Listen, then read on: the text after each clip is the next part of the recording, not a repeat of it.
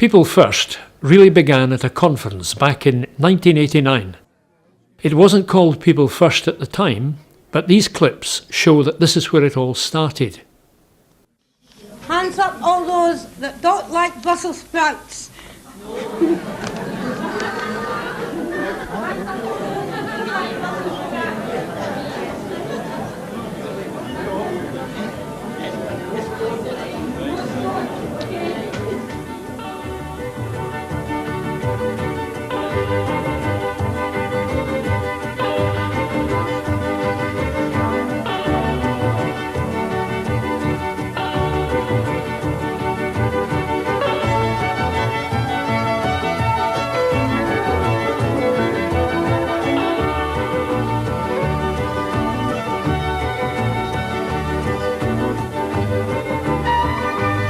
Jobs does not pay very good, and sometimes you're better off on the dole.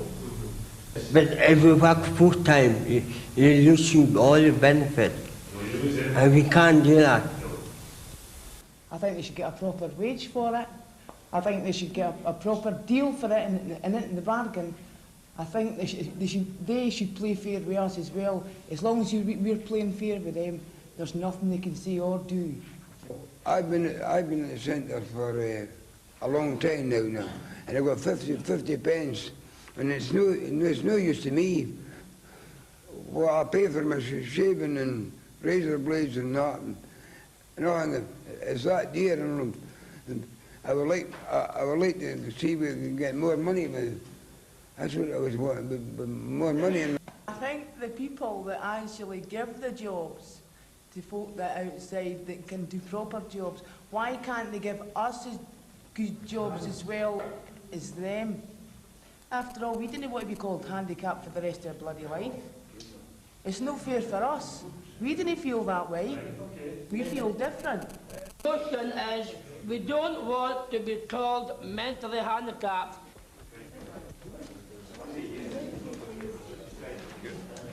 The result is 24-0 again.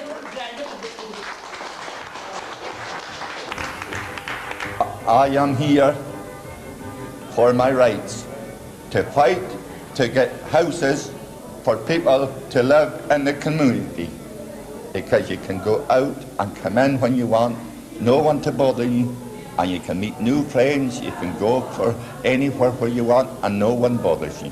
Well, you can come away and lock your door at any time. No one will be none the wiser. You could go out yourself, or you could come in and when you wanted and do things that you wanted, that were no one to, no one to boss you about or say do this, do it next. You could come in at 2 in the morning if you wanted. You like your independence? Oh yes, I've longed for it all my life and never got it till last spring.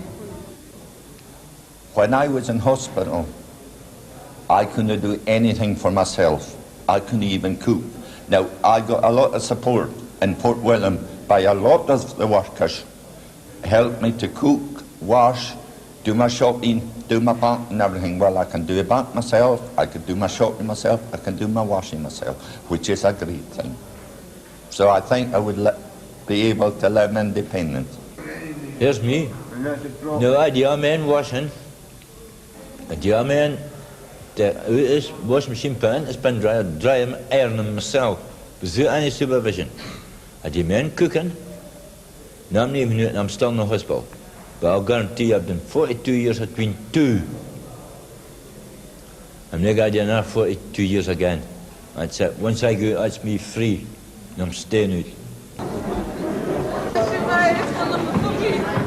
Good morning, everybody. This is the last session of the weekend, and I hope you've all enjoyed yourselves. to be called mentally handicapped?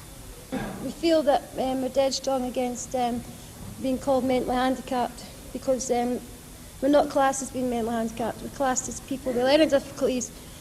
So that's what we like to think ourselves upon. And then we took a vote in the workshop and we got quite a 24 points on that. So everybody agreed that they didn't like being called that. So that's all I can say.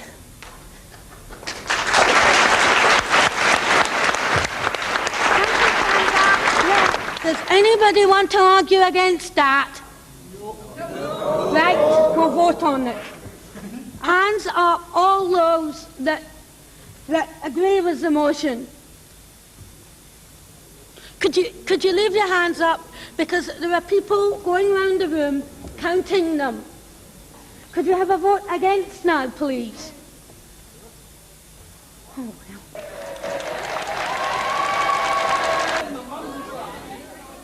I found that it was a new experience for an awful lot of people. What did you like best? I liked talking about myself.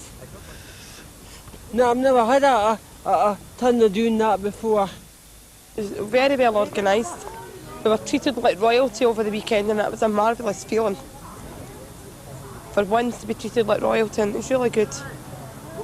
I would like to express my thanks to everybody on this conference.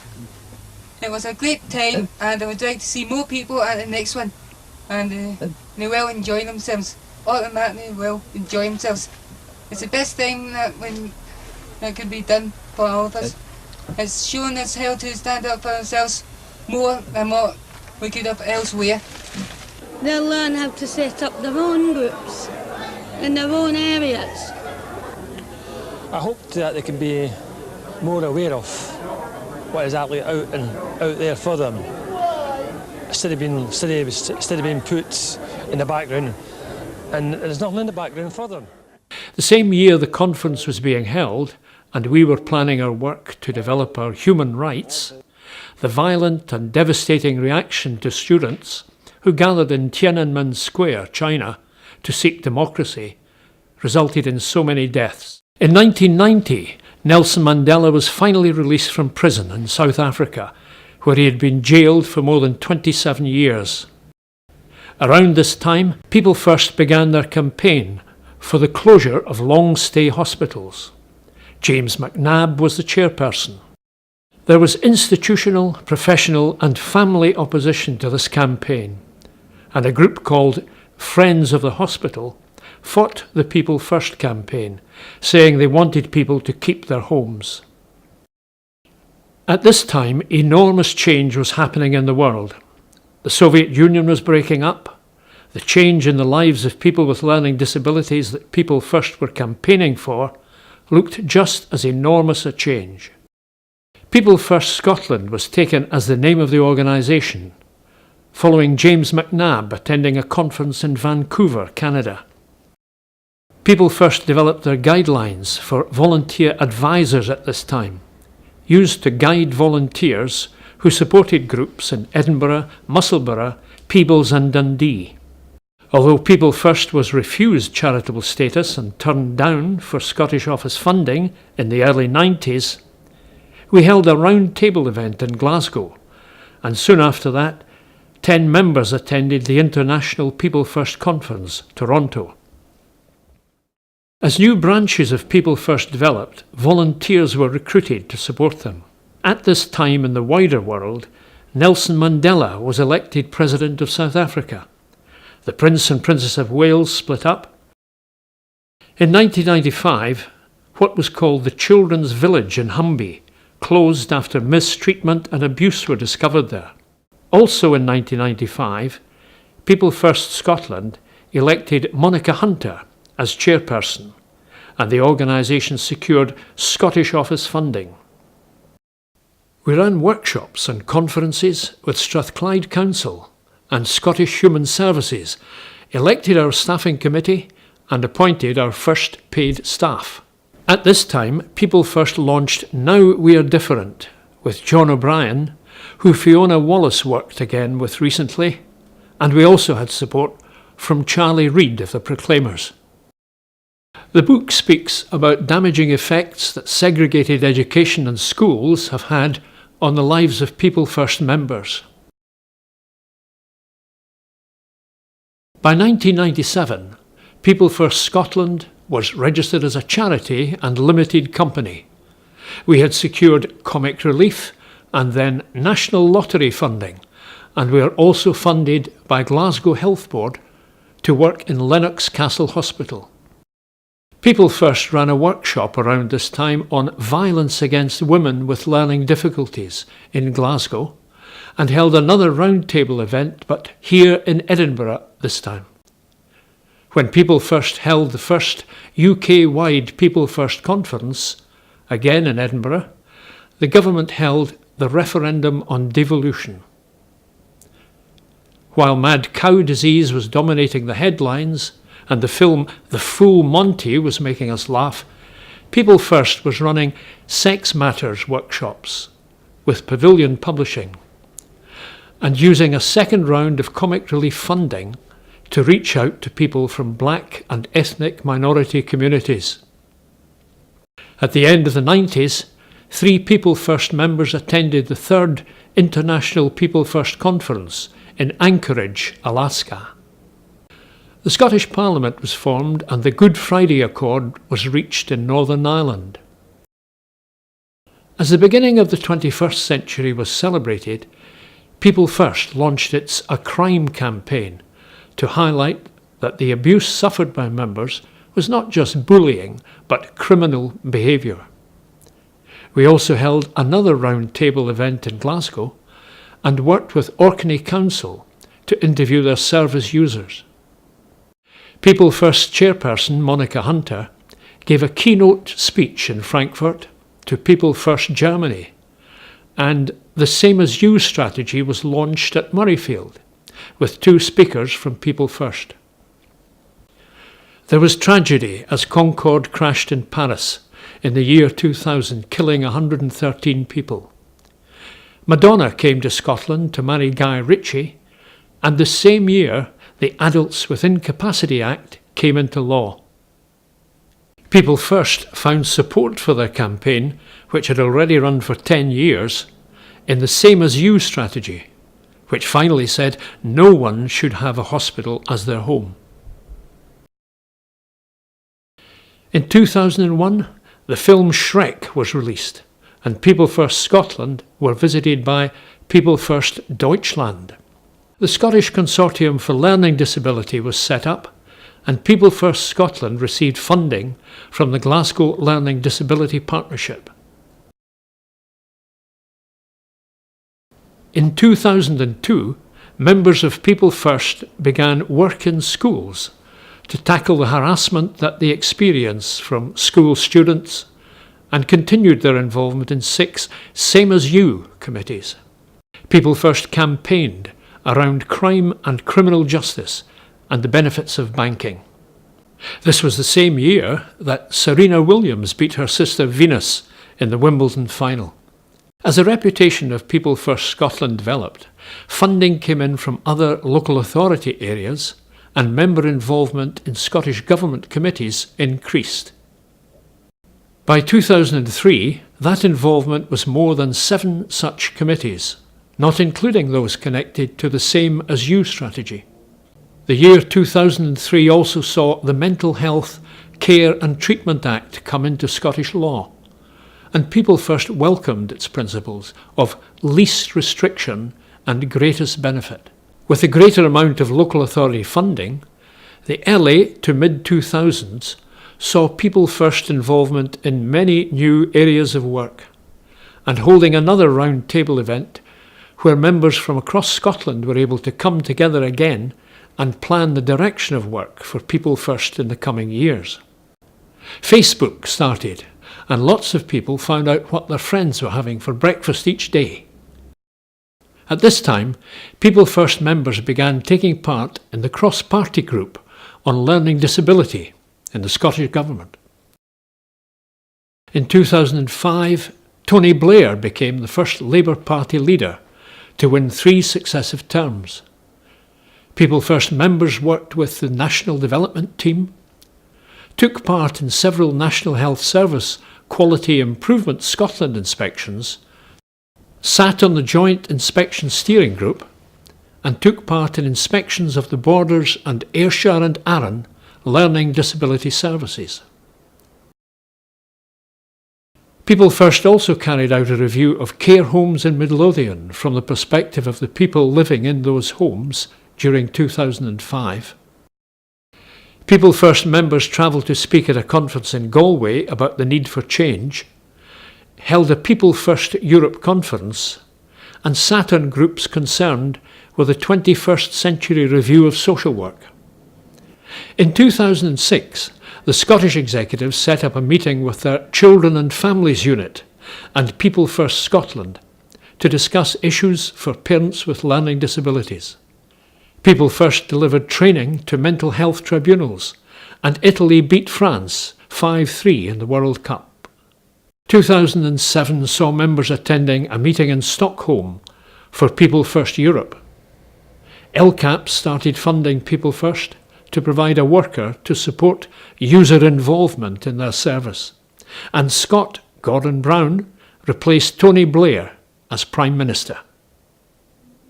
A People First group also met to consider the United Nations Convention on the Rights of Persons with a Disability. Unfortunately, at this time, People First funding in South Ayrshire ended. People First members in Clackmannanshire gave talks to police recruits at Tullyallen College. People First Wisconsin members travelled to visit People First Scotland. And Barack Obama won the presidential election, becoming the first African American president of the United States. People First Scotland worked with a group of members to seek an apology for the abuse they suffered when living in the Humby Children's Village, which closed in 1994. In 2009, Steve Robertson was elected chairperson of People First Scotland. At this time, work included a member carrying out inspections for the Royal College of Psychiatrists and another member sitting on the Scottish Independent Advocacy Alliance Board. Members also began work with Crown Office diversity staff about application of the Equalities Bill and had input to the user and carer groups of both Stirling and Edinburgh University social work courses. In 2010, People First received funding from the Long-Term Conditions Alliance, which contributed to a policy conference held at Pollock Halls in Edinburgh. Around 200 people attended. In 2011, People First held its Citizens Grand Jury event at the Edinburgh City Chambers and produced a report which has shaped much of the work of the organisation since then.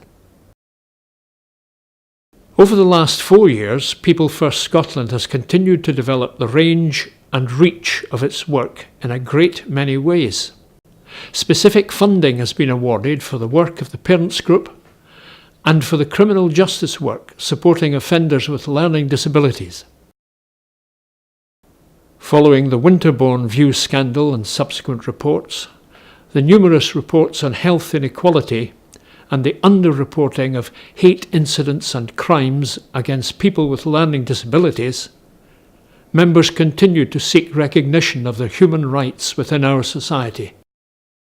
People First Scotland have established strong working relationships with other disabled people's organisations and the representative bodies of those organisations to further the different strands of work.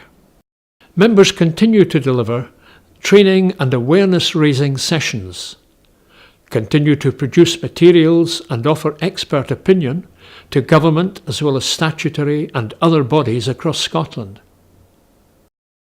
People First's chairperson Steve Robertson delivered a thought-provoking speech at the 2013 launch of the Scottish Government Learning Disability Strategy, The Keys to Life. We hope that what we've looked at sums up People First and its first 25 years. Now perhaps this will allow us time to take a breath, recognise the achievements and see that the job is not yet done. Plans are already in place for those next challenges, in place to work towards the true recognition of people with learning disabilities as people first.